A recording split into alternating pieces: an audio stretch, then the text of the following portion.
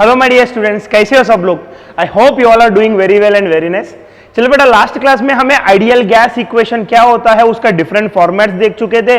उसके बाद gas laws चालू किए थे, हमें पढ़ लिया था Boyle's law, Charles law, Gay-Lussac's law और Graham law of diffusion. 4 laws और एवोगाड्रोस लॉ, 5 लॉस डिस्कस किए थे और एक लॉ बाकी है, वो क्या है बेटा, Dalton's law of partial pressures. फिर उसके बाद हम चालू करेंगे स्पीड्स ऑफ मॉलिक्यूल्स। क्लियर है ना बेटा। तो लास्ट क्लास में जो लॉस हम पढ़े हैं वो बहुत सिंपल है बेटा, एक बार रिवाइज करेंगे उसको। पहला वाला है अपना बॉयल्स लॉ। बॉयल्स लॉ क्या बोलते हैं बेटा, जब गैस का टेम्परेचर कांस्टेंट रखते हैं तो उसका प्रेशर और वॉल्यूम बदलते हैं, चेंज करते रहेंगे, तो उसका रिलेशन ऐसा रहता है कि प्रेशर इनटू वॉल्यूम का वैल्यू हमेशा सेम आएगा। यानी कंटेनर में गैस का टेम्परेचर में फिक्स रखा था, उसको बदलने नहीं दिया, ऐसा ख्याल रखा कि टेम्परेचर हमेशा एक ही होगा।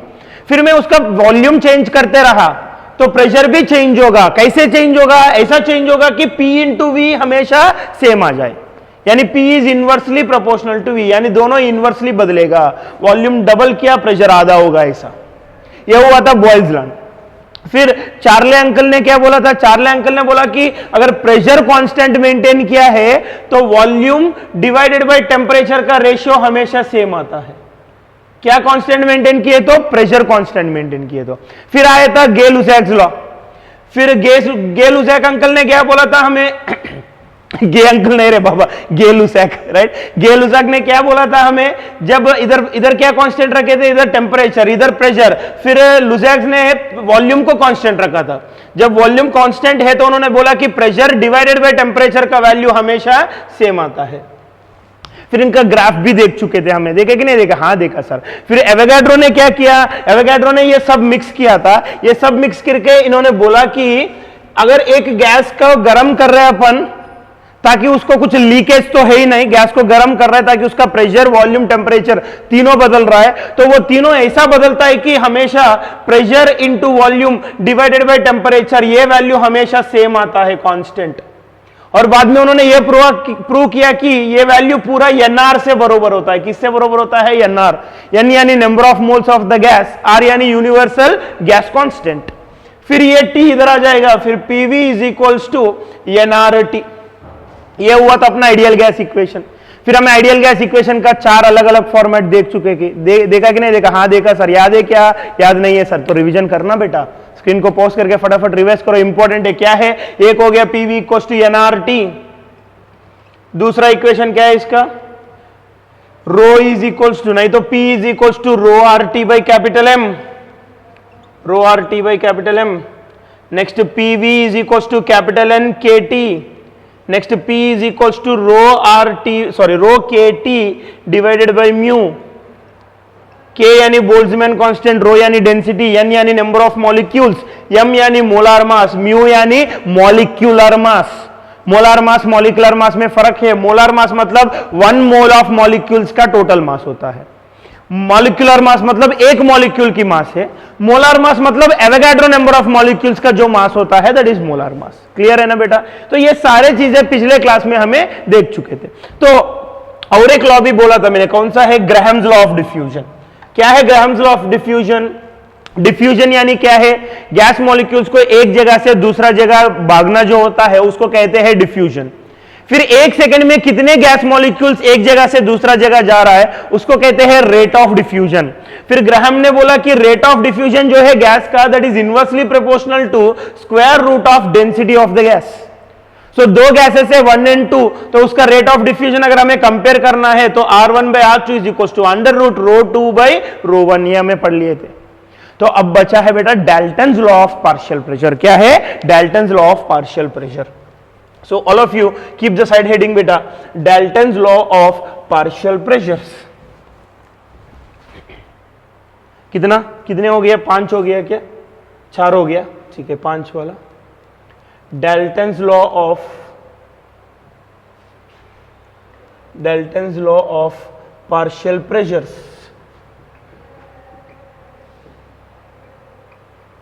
सो ये लॉ समझने से पहले हमें यह समझना कि पार्शियल प्रेशर यानी क्या है। हमें क्या समझना है पहले, पार्शियल प्रेशर यानी क्या है। सर हमें मालूम है सर, केमिस्ट्री में पढ़े।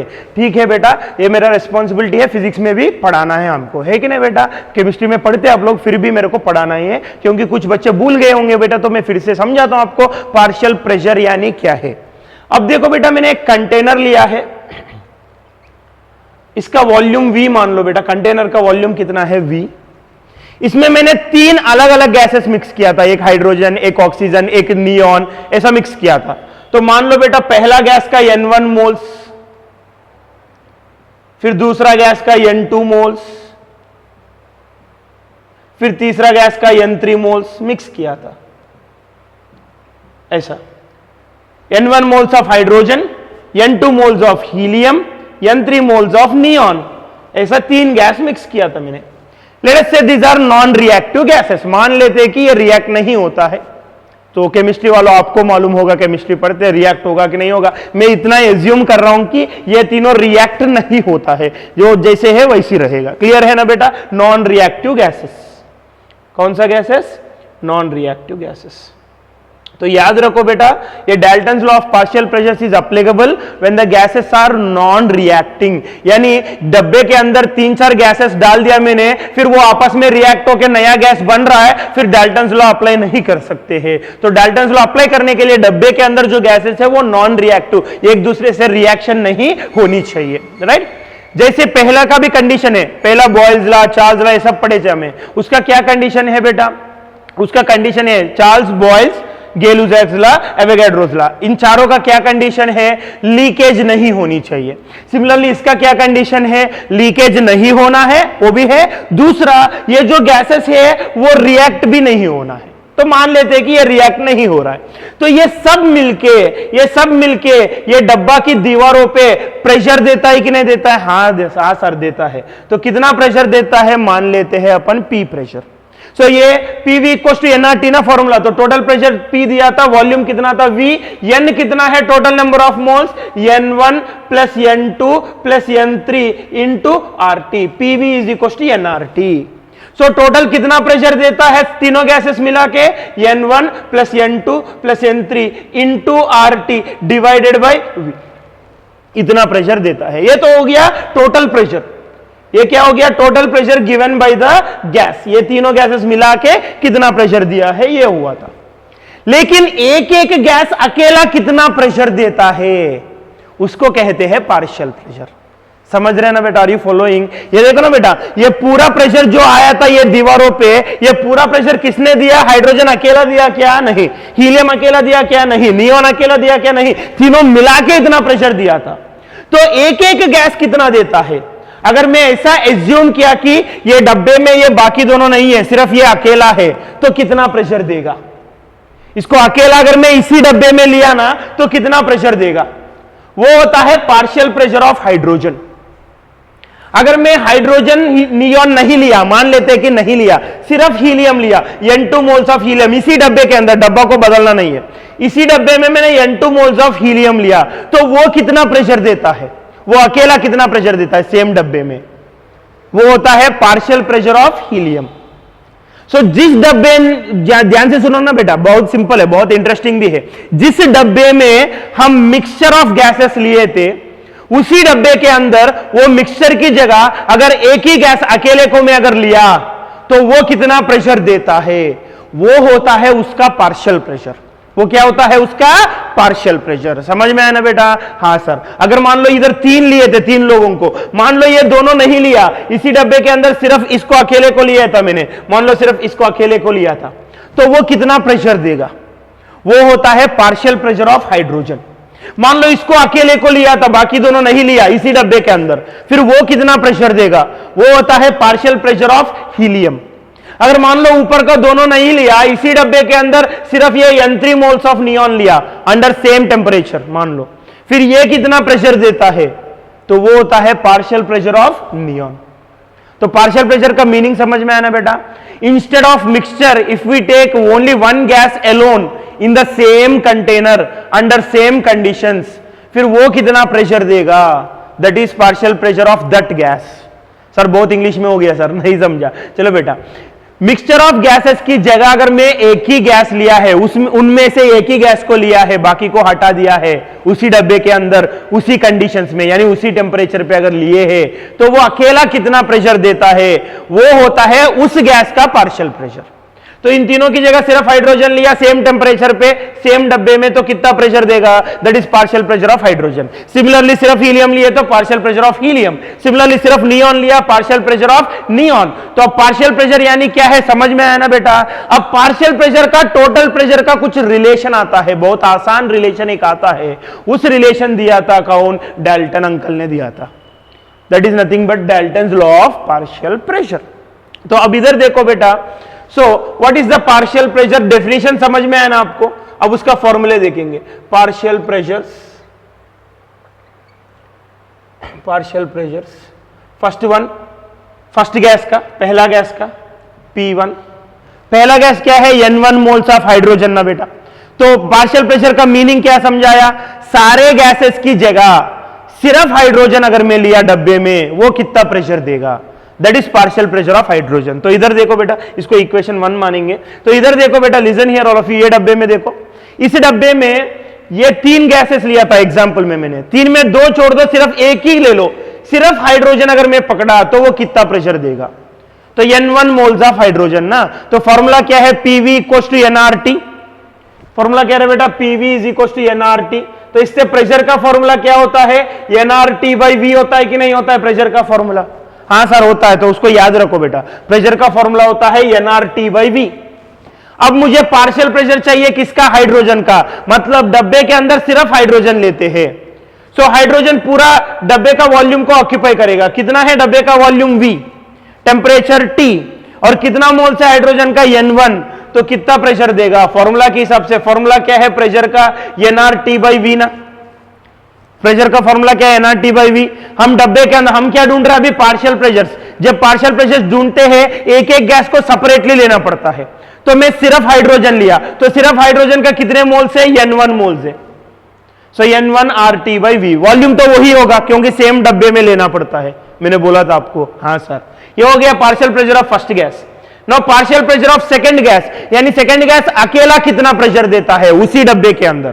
तो सेकंड गैस का कितना मोल्स है, N2 है, R टेम्परेचर वही है, उसी डब्बे के अंदर है, तो वॉल्यूम भी वही रहेगा। नेक्स्ट तीसरा गैस का पार्शियल प्रेशर, यानी तीसरा गैस को अकेला लेना है उसी डब्बे में उसी टेम्परेचर पे, फिर कितना प्रेशर देगा, that is P3। So third gas का नंबर ऑफ मोल्स N3 है, R टेम्परेचर T, उसी डब्बे में लेना है तो वॉल्यूम भी हो जाएगा। सो ये हुआ था partial pressure of first gas, partial pressure of second gas, partial pressure of third gas.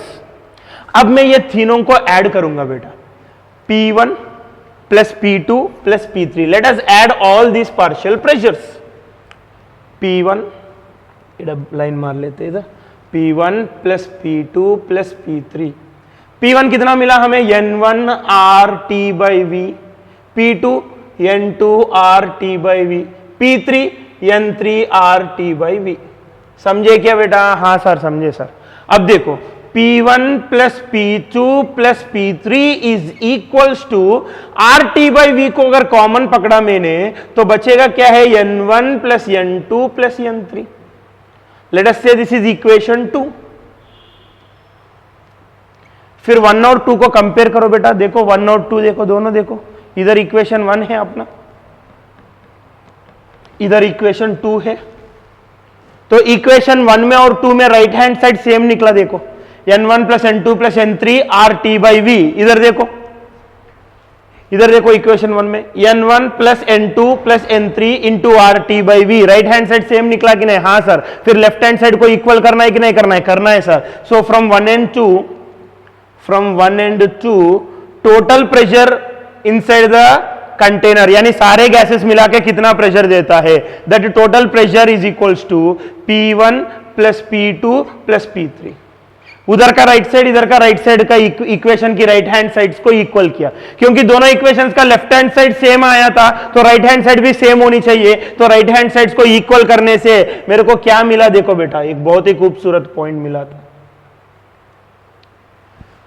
मतलब एक कंटेनर के अंदर मैंने मिक्सचर ऑफ गैसेस लिया है, 3-4 गैसेस मिक्स करके लिया है, फिर उस 3-4 गैसेस मिला के टोटल कितना प्रेशर देता है, वो टोटल प्रेशर जो है बेटा वो इंडिविजुअल प्रेशर्स का समेशन से बराबर है। यानी जितने गैसेस है मिक्सचर के अंदर उन सारे गैसेस का पार्शियल प्रेशर्स ऐड करने से टोटल प्रेशर से बराबर होता है। टोटल प्रेशर मतलब क्या है, डब्बे के अंदर जितने गैसेस है सारे मिला के कितना प्रेशर दे रहा है, दैट इज टोटल प्रेशर। ये P1 P2 P3 क्या है, पार्शियल प्रेशर्स, एक एक गैस का पार्शियल प्रेशर्स। यानी डब्बे के अंदर 3-4 गैसेस अगर मैं मिक्स किया तो सब मिला के कितना प्रेशर देता है वो, और हर एक का पार्शियल प्रेशर जो है उसका एडिशन सेम होता है। मतलब जितना गैसेस है सबका पार्शियल प्रेशर अगर ऐड किया तो सब मिला के कितना प्रेशर देगा, टोटल प्रेशर उससे बराबर होता है। समझ में आया ना बेटा? हाँ सर समझ में आया। लेकिन ये कब वैलिड है बेटा? It is valid when the gases are not reacting with each other. Gases अगर रिएक्ट होके दूसरा प्रोडक्ट अगर बन रहा है फिर ये लॉ वैलिड नहीं होता है। क्योंकि बेटा फॉर एग्जांपल मान लो मैंने 3 मोल्स ऑफ हाइड्रोजन, राइट, और कुछ और गैस नाइन तो कुछ तो मान लेते हैं सम 3 मोल्स ऑफ एक्स गैस लिया था। केमिस्ट्री की इक्वेशंस इतना याद नहीं है मेरे को। 3 मोल्स ऑफ एक्स और 3 मोल्स ऑफ वाई लिया है डब्बे के अंदर। अगर मान लो ये दोनों रिएक्ट होके 3 मोल्स ऑफ एक्स वाई बनाया, स्टोइचियोमेट्री, ये दोनों मिक्स होके 3 मोल्स ऑफ एक्स वाई बन गया है। तो अब पहले तो 6 मोल्स था लेकिन रिएक्ट होने के बाद पूरा 3 मोल्स ही बन गया है। समझ में आ रहा है क्या? तो I can not apply partial Dalton's law of partial pressure. N1 N2 नहीं ले सकते क्योंकि ये दोनों रिएक्ट होके एक ही N बन रहा है। समझ में आ रहा है ना बेचारी? फॉलोइंग। सो जब भी डब्बे के अंदर जो गैसेस है अगर वो रिएक्ट होने लगे तो Dalton's law of partial pressure apply नहीं हो सकता है। आर यू फॉलोइंग बेटा? वैसे हमें फिजिक्स में ये रिएक्टिंग वाला क्वेश्चन तो नहीं आता है, टेंशन लेने की जरूरत नहीं है। सारे जो भी गैसेस होता है वो नॉन रिएक्टिंग होता है। एक बार सवाल पूछा था नीट में, 3 गैसेस है अंदर, हर एक का partial pressure P1 P2 P3। ध्यान से सुनो बेटा, लिखने की जरूरत नहीं। 3 गैसेस है, हर एक का partial pressure P1 P2 P3। Total pressure हो गया P। टोटल प्रेशर क्या बोला? P। फिर ऑप्शन दिया P is equal to P1 plus P2 plus P3, P greater than P1 plus P2 plus P3, P less than P1 plus P2 plus P3, data insufficient. तो क्या होता है इधर देखो बेटा, उन्होंने क्या बोला? P1 P2 P3 partial pressures बोला और P को क्या बोला? टोटल प्रेशर बोला। तो देखो ना, P is equal to P1 plus P2 plus P3 direct. समझे कि नहीं समझे? हाँ सर समझे सर। तो ये हुआ था Dalton's law of partial pressures. तो keep the side reading all of you. Dalton's law of partial pressures, पहले पार्शियल प्रेशर यानी क्या है लिखवा के लेता हूं, फिर लॉ लिखवा के लूंगा, फिर ये नोट डाउन कर सकते हैं। तो keep the side reading all of you. Dalton's law of partial pressures, फिर उसमें पहले पार्शियल प्रेशर का डेफिनेशन लेते हैं। In a mixture of gases,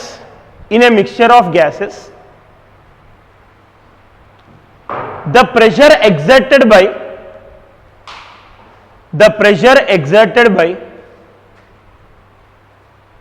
individual gas, the pressure exerted by individual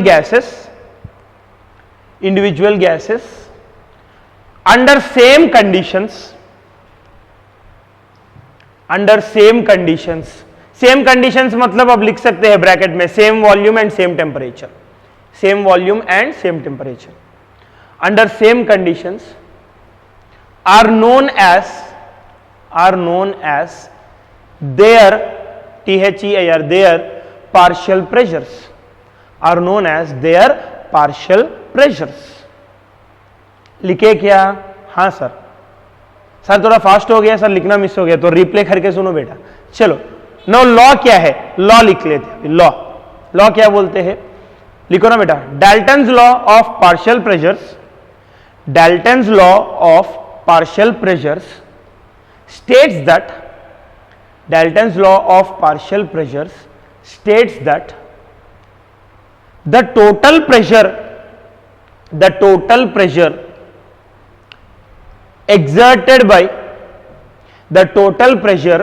exerted by mixture of non-reacting gases mixture of non reacting gases will be equal to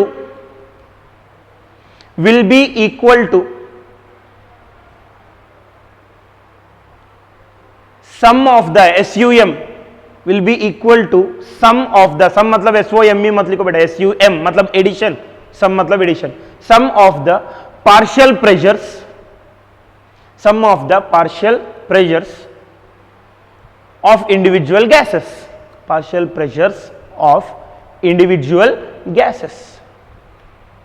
लिखे क्या? चलो फिर ये पूरा नोट डाउन कीजिएगा बेटा, ये पूरा नोट डाउन करो, बहुत अच्छे पॉइंट है बेटा।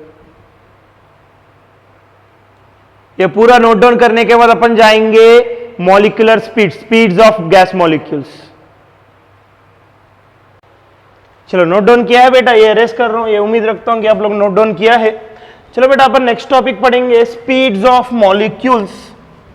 तो keep the side reading all of you, speeds of gas molecules. मैंने बोला था बेटा, एजम्पशंस के टाइम पे बोला था गैस मॉलिक्यूल कुछ भी स्पीड पकड़ते हैं, इसका कुछ रूल एंड रेगुलेशन नहीं है। तो सारे मॉलिक्यूल्स बहुत सारे अलग अलग वेराइटीज ऑफ स्पीड से चलते रहता है।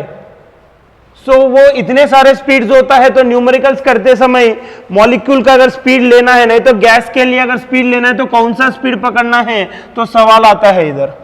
तो उसके लिए अपना साइंटिस्ट ने कुछ आंसर्स दिए हैं, वही अपन पढ़ने वाला है इधर। ये देखो बेटा, बहुत सिंपल है बेटा।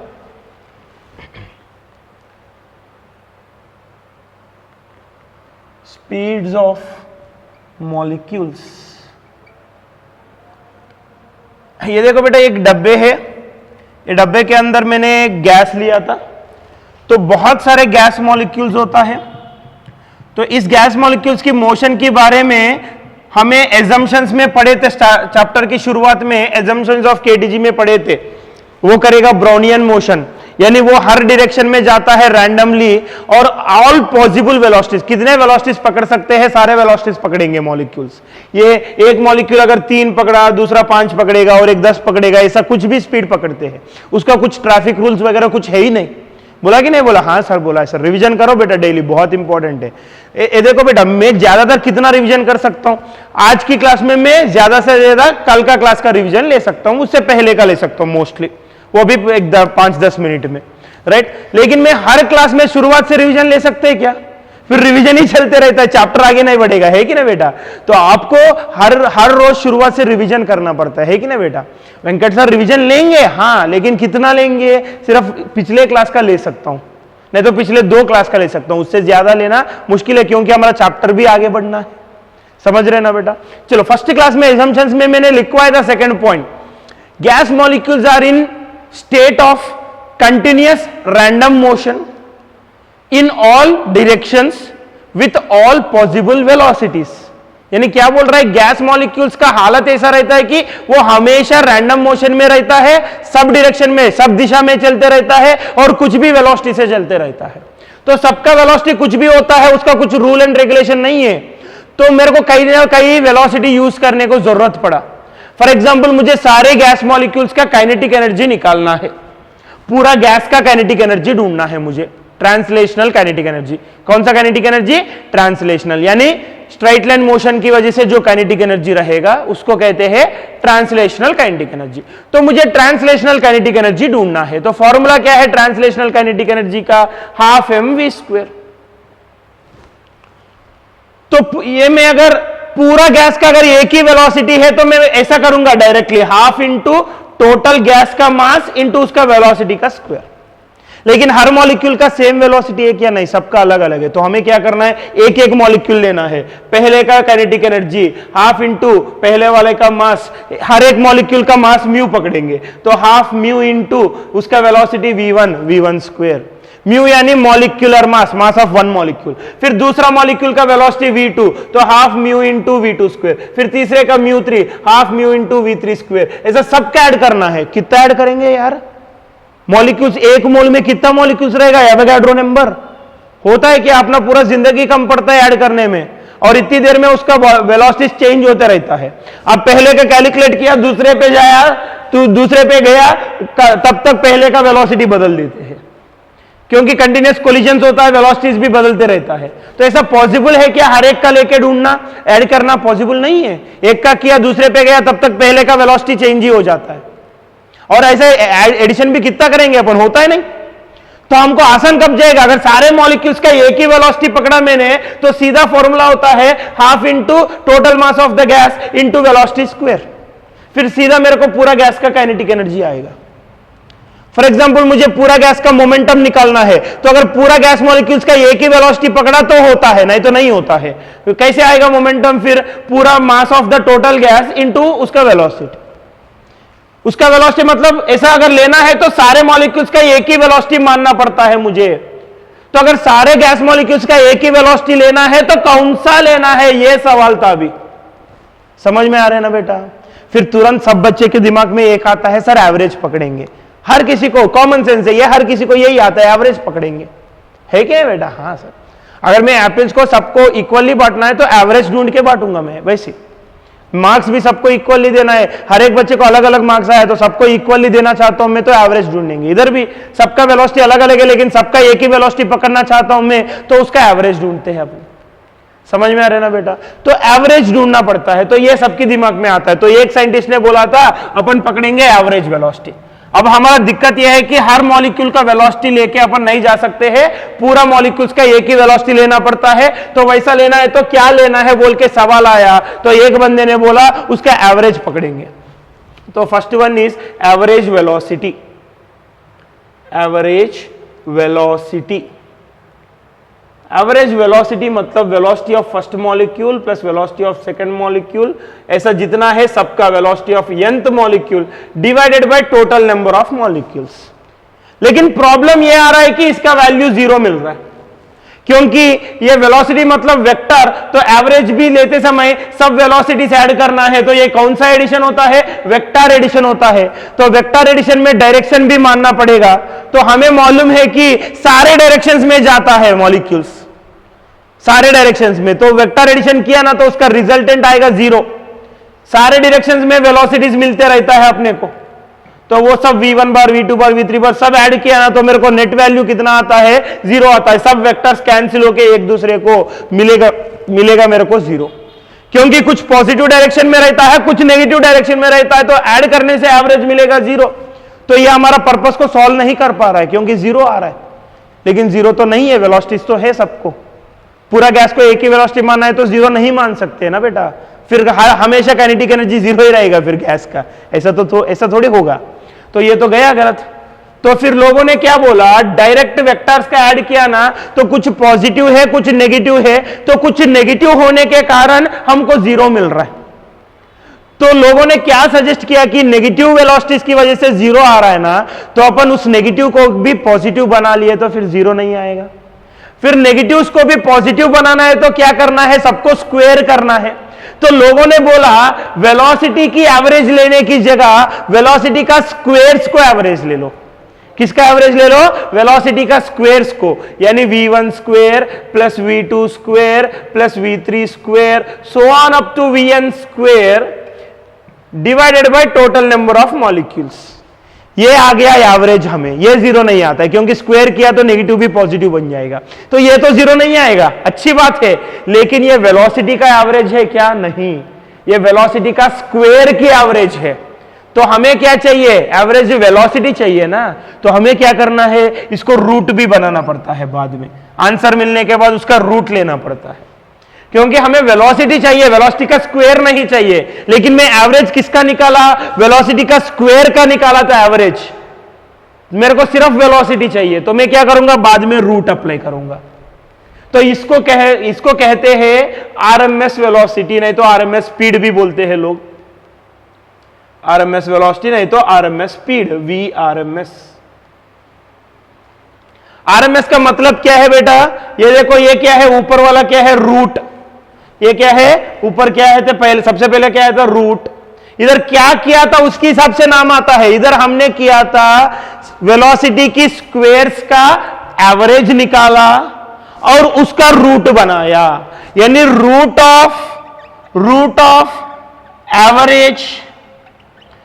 Of average of squares.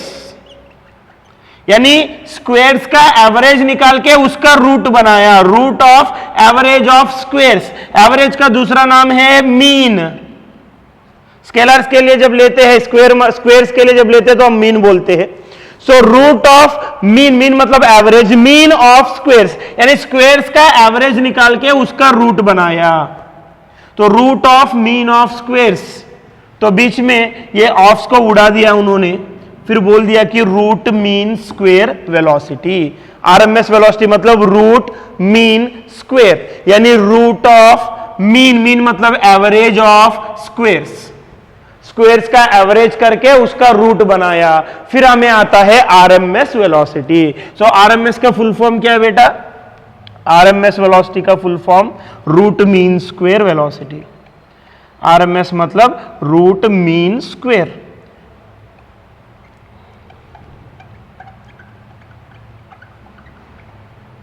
समझे क्या बेटा? फिर ये आरएमएस वेलोसिटी कितना होता है, उसका फॉर्मूला ऐसा दिया, देखो बेटा, आरएमएस वेलोसिटी का फॉर्मूला आता है, RMS velocity is equal to under root 3R capital T यानी गैस का temperature, absolute temperature, divided by capital M यानी जो गैस हमें लिया था उसका मोलार मास, उसका क्या है? Molar mass. For example hydrogen लिए तो 2 ग्राम्स, ऑक्सीजन लिए तो 32 ग्राम्स, है कि नहीं बेटा? नाइट्रोजन लिया 28 ग्राम्स, मोलार मास है ये, यानी 1 मोल ऑफ गैस का जो मास होता है वो वाला है। फिर हमें एक चीज ध्यान से सुनो बेटा, इधर हमें पहले क्लासेस में आइडियल गैस इक्वेशंस पढ़ चुके थे, आज रिवीजन भी किया था। तो उस आइडियल गैस इक्वेशन में सेकंड इक्वेशन ऐसा दिया था, P is equal to rho R T by M. फिर चौथा इक्वेशन ऐसा था, P is equal to rho के टी बाई म्यू, म्यू यानी मॉलिक्यूलर मास, एम यानी मोलार मास। सो इधर से आर टी बाई एम क्या होता है बेटा? इधर से आर टी बाई एम क्या होता है? देखो, R T by capital M, P by rho क्या होता है? P बाई रो होता है कि नहीं होता? हाँ सर, होता है सर। फिर ये भी प्रेशर का है, ये भी प्रेशर का है, तो ये दोनों इक्वल कर सकते हैं क्या अपन? ये दोनों इक्वल कर सकते हैं क्या? हाँ सर, कर सकते हैं sir. So rho R T by capital M और रो के टी बाई म्यू दोनों इक्वल किया मैंने।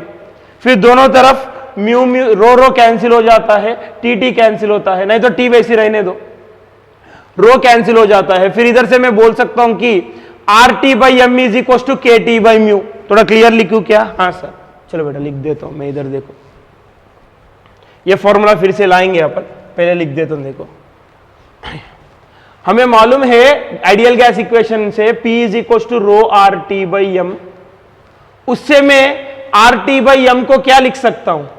आर टी बाई एम को P बाई रो लिख सकते क्या? हाँ लिख सकते। ये एक हो गया, ये एक याद रखो बेटा, चाहिए तो कहीं पे रफ में लिखो, नीचे नोट्स के नीचे लिखो, इसके आरएमएस के नीचे लिखो। तो ये एक हो गया, R T by M is equal to P by rho, याद रखो। हाँ सर, याद रखा। तो एरेस करूं क्या? रफ में लिखो, इसको लिखा, साइड में बाजू में लिखो, लिख दिया सर। फिर अब देखो, प्रेशर का और एक फॉर्मूला निकाला हमें आइडियल गैस इक्वेशन में, fourth equation, P is equal to rho के टी बाई म्यू। ये भी प्रेशर का, ये भी प्रेशर का है कि नहीं? हाँ सर। तो इनका राइट हैंड साइड इक्वल कर सकते हैं क्या? हाँ कर सकते हैं सर। तो करेंगे ना, इधर है rho R T by M, sorry capital M, इधर है रो के टी बाई म्यू, फिर रो कैंसिल, फिर आर टी बाई एम को के टी बाई म्यू लिख सकते क्या? हाँ सर, लिख सकते हैं। ये भी एक याद रखो बेटा, याद रखे क्या? नहीं तो बाजू में लिख के रखो, लिख के रखे क्या? हाँ चलो। अब देखो बेटा, अब देखो आरएमएस वेलोसिटी का फॉर्मूला, आरएमएस वेलोसिटी यानी क्या है, समझ में आया ना? हाँ सर। अब उसका फॉर्मूला क्या है? देखो बेटा, RMS velocity is under root 3R capital T by M, this is the formula. इसको अलग अलग तरीके से देते हैं ऑप्शंस में, एग्जाम में कैसे देते हैं सर? मैंने अभी आपको समझाया था, R T by capital M को P बाई रो लिख सकते हैं। हाँ सर। सो ये हो गया 3P बाई रो। फिर अभी मैंने आपको समझाया, R T by capital M और के टी बाई म्यू दोनों इक्वल होता है। हाँ sir. So R T by capital M की जगह मैंने के टी बाई म्यू लिख सकता हूं, सो 3KT बाई म्यू। सो ऐसा अलग अलग, ये तो मेन फॉर्मूला है, इससे ये दोनों भी आ जाता है। क्लियर है ना? हाँ सर, क्लियर है। तो ये हुआ था आरएमएस वेलोसिटी का फॉर्मूला। तो एग्जाम में ऑप्शंस में ये कुछ भी दे सकते हैं तीनों में से, you need to remember. Mu यानी क्या है बेटा? म्यू यानी मॉलिक्यूलर मास, मालूम है ना? मालूम है सर, नहीं तो लिखो, मालूम नहीं तो ऑलरेडी पहले बताया था मैंने। मॉलिक्यूलर मास यानी mass of one molecule. Rho density of gas, density of gas. और what is capital M? Molar mass, यानी mass of 1 mole of gas. Molecular mass मतलब mass of 1 molecule of gas, molar mass मतलब mass of 1 mole of gas. Clear है ना बेटा? हाँ sir, ये हुआ था आरएमएस वेलोसिटी। तो कुछ लोगों ने पहले सजेस्ट किया अगर पूरा गैस का एक ही स्पीड पकड़ना है, इधर देखो बेटा, अगर पूरा गैस का एक ही वेलोसिटी पकड़ना है तो कुछ लोगों ने बोला एवरेज पकड़ो। तो एवरेज पकड़ने से क्या हुआ, कुछ वेक्टर्स पॉजिटिव है कुछ नेगेटिव है, तो एडिशन आ गया 0। तो ये तो फ्लॉप हो गया आइडिया। तो कुछ नेगेटिव होने के कारण अभी इन्होंने क्या नेक्स्ट सजेशन क्या दिया, तो लोगों ने स्क्वायर्स का एवरेज ले लो, यानी सारे स्क्वायर्स पकड़ के उसका एवरेज निकालो। तो वेलोसिटी के स्क्वायर्स लिया तो नेगेटिव तो होता है नहीं, नेगेटिव भी पॉजिटिव बन जाएगा, फिर कुछ वैल्यू आता है, 0 तो नहीं आता है। हाँ ये सक्सेस हुआ, लेकिन आधा सक्सेस हुआ, क्योंकि हमें स्क्वायर्स का एवरेज निकाला। हम वेलोसिटी का स्क्वायर नहीं चाहिए, हमको सिर्फ वेलोसिटी चाहिए। तो लोगों ने बोला आपको स्क्वायर्स का एवरेज मिला ना, फिर उसका रूट निकालो, फिर आपको वेलोसिटी का मिल जाएगा। राइट, तो इसको हम क्या कहते हैं, आरएमएस वेलोसिटी। तो ये आरएमएस वेलोसिटी का फॉर्मूला क्या है, √3RT by capital M. RT by capital M की जगह P बाई रो भी लिख सकते हैं, वो आप आइडियल गैस की इक्वेशन में से मिल जाएगा। फिर RT बाई कैपिटल एम की जगह KT बाई म्यू भी लिख सकते हैं। क्लियर है ना बेटा? हाँ सर, ये हुआ था आरएमएस वेलोसिटी। और भी सजेशन आया लोगों से, एक एवरेज वेलोसिटी बोला, एक आरएमएस वेलोसिटी बोला, फिर एक बंदे ने बोला सर एवरेज स्पीड ले लो, यानी इधर वेलोसिटी मतलब वेक्टर्स ना, वेक्टर्स में डायरेक्शन होता है, पॉजिटिव भी होता है नेगेटिव भी होता है, तो पॉजिटिव नेगेटिव मिला के 0 हो रहा है। लेकिन स्पीड तो स्केलर है, उसमें पॉजिटिव नेगेटिव नहीं होता है, डायरेक्शन कैसे भी हो सब पॉजिटिव पकड़ते हैं। तो कुछ लोगों ने बोला सर एवरेज स्पीड ले लो, तो उसका अलग फॉर्मूला आया। तो एवरेज स्पीड अपन देखेंगे, तो उससे पहले ये नोट डाउन कीजिएगा बेटा, ये पूरा नोट डाउन करो अच्छे से।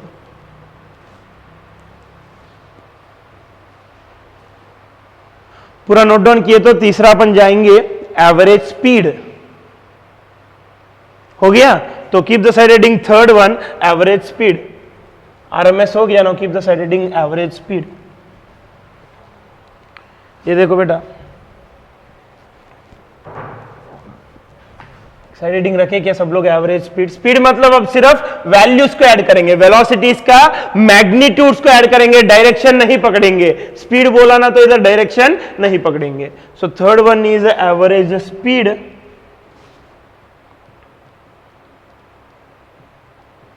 एवरेज स्पीड, सो इसको लिखेंगे अपन V एवरेज।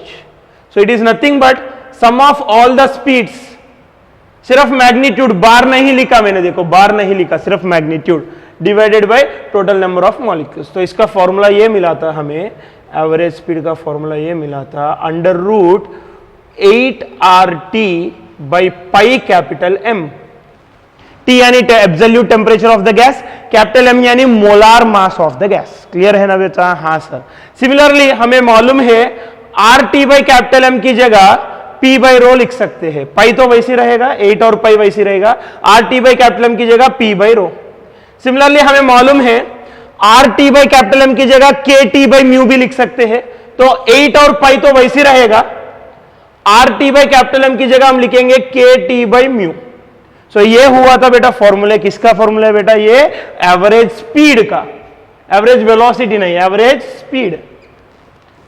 क्लियर है ना बेटा? नहीं तो मीन स्पीड भी बोल सकते। क्लियर है ना? हाँ सर। चलो नेक्स्ट बेटा, फोर्थ वन।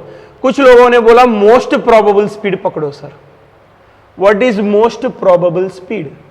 पहले ये क्या है समझाता हूं मैं। देखो बेटा बहुत सिंपल है, बहुत सारे पार्टिकल्स अलग अलग स्पीड से चलते रहता है। एक पार्टिकल 5 से जाएगा, मान लो पहला पार्टिकल 5 स्पीड से, नेक्स्ट 6 से, एक 10 से, फिर चौथा फिर से वो भी 5 से, फिर नेक्स्ट वाला भी 5 से है, एक फिर 6 से है, एक 9 से है, एक 7 से है, और एक 7 से है, और एक 10 से है, और एक 10 से है, और एक 5 से है, और एक 6 से है, और एक 5 से है, और एक 5, फिर 7, फिर 8, ऐसा अलग अलग स्पीड से जा रहा है।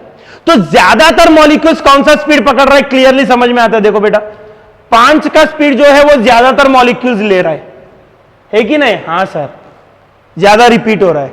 मतलब ये कि गैस को मैं अगर छोड़ दिया था तो वो कौन सा स्पीड पकड़ने की चांस ज्यादा है, प्रोबेबिलिटी मतलब चांस, कौन सा स्पीड पकड़ने की चांस ज्यादा है, 5 पकड़ने की चांस ज्यादा है, इसलिए ज्यादातर मॉलिक्यूल्स 5 पे है।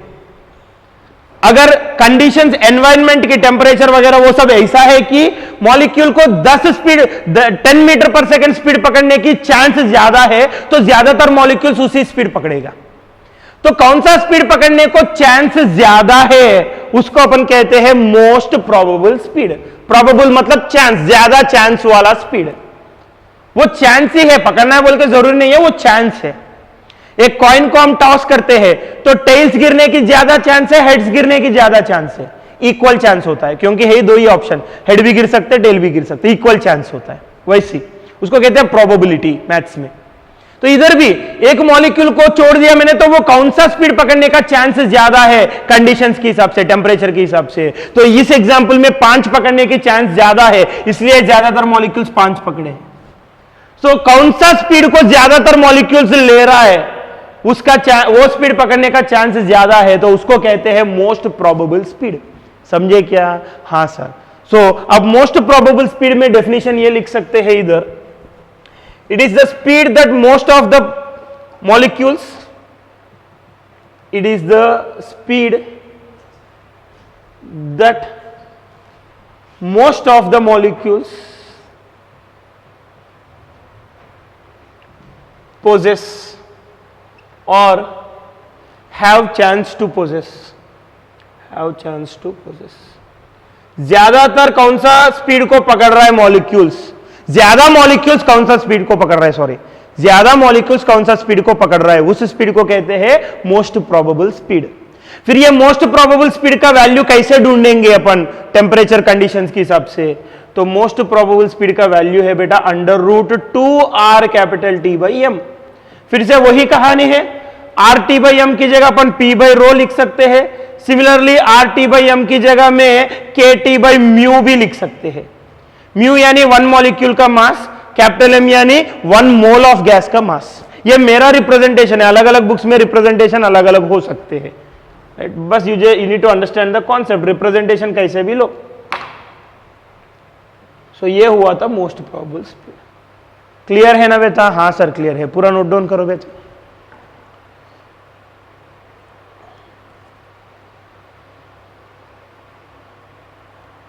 पूरा अच्छे से नोट डाउन करो बेटा। 1-2 पॉइंट्स और है इसमें, मैं समझाता हूँ। स्पीड्स तो हो गया, सारे यही स्पीड्स था, फिर इसका कुछ इंपॉर्टेंट पॉइंट्स है। चलो हो गया है। तो अब देखो बेटा 4 स्पीड्स पड़े हैं हमें। एक एवरेज वेलोसिटी, वो तो 0 है, तो उसके अलावा 3 स्पीड्स है, RMS speed, average speed, most probable speed. पहला वाला वेलोसिटी, एवरेज वेलोसिटी, वो तो 0 है, बाकी सबको स्पीड बोलेंगे अपन, RMS speed, average speed, most probable speed. इसलिए स्पीड्स ऑफ मॉलिक्यूल्स बोल के हेडिंग दिया था, राइट? तो सबके फॉर्मूले आपके पास है, तो अब उनका रेशियो ढूंढेंगे अपन। नोट बोल के साइड हेडिंग दे दो बेटा, keep the side heading note, all of you keep the side heading note. फिर ये देखो बेटा नोट में, listen here all of you. First point, ratio of RMS speed और एवरेज स्पीड और मोस्ट प्रोबेबल स्पीड। सो देखो बेटा तीनों का रेशियो देखो, आरएमएस स्पीड का √3RT by capital M, average speed का √8RT by pi capital M, most probable speed का √2RT बाई कैपिटल M। तो सारे में RT by capital M cut हो जाएगा, फिर बचता ये रेशियो हो गया। फिर अब इसको ऑर्डर भी लिख सकते, देखो बेटा ये रूट के अंदर 3 है, 8 बाई पाई 2 पॉइंट समथिंग आएगा, ये 2 है। सो 3 बड़ा है, नेक्स्ट 2 पॉइंट समथिंग, नेक्स्ट 2 है, तो ऑर्डर भी वैसी आए देखो। तो आरएमएस स्पीड सबसे ज्यादा रहेगा एक गैस के अंदर, फिर उस गैस का एवरेज रहेगा, फिर लास्ट में उस गैस का मोस्ट प्रोबेबल स्पीड रहेगा, ऑर्डर पूछे तो। क्लियर है ना बेटा? हाँ सर। चलो नोट डाउन कीजिए फटाफट। नोट डाउन किया है? फिर आखिर में बच्चों को डाउट आता है, सर हम ये सब इसलिए किया कि अगर पूरा गैस का एक स्पीड पकड़ना है तो कौन सा पकड़ना है, उस वक्त ये सारे बात आया है। लेकिन अभी तक आपने बोला नहीं कि हमें पकड़ना कौन सा है, आरएमएस, मोस्ट प्रोबेबल या एवरेज? आरएमएस लेना है। कभी भी न्यूमेरिकल्स में पूरा गैस को एक वेलोसिटी लेना पड़े है, फॉर एग्जांपल काइनेटिक एनर्जी ढूंढना है पूरा गैस का, तो पूरा गैस मॉलिक्यूल्स का एक ही वेलोसिटी लेना है मुझे, तभी आसान जाएगा। तो कौन सा लेना है? आरएमएस लेना है। हमेशा वेलोसिटी कौन सा लेना है? आरएमएस लेना है। क्लियर है ना बेटा? चलो, तो ये हुआ था speeds of molecules. Stay home, stay safe, practice physics very well. Thank you very much.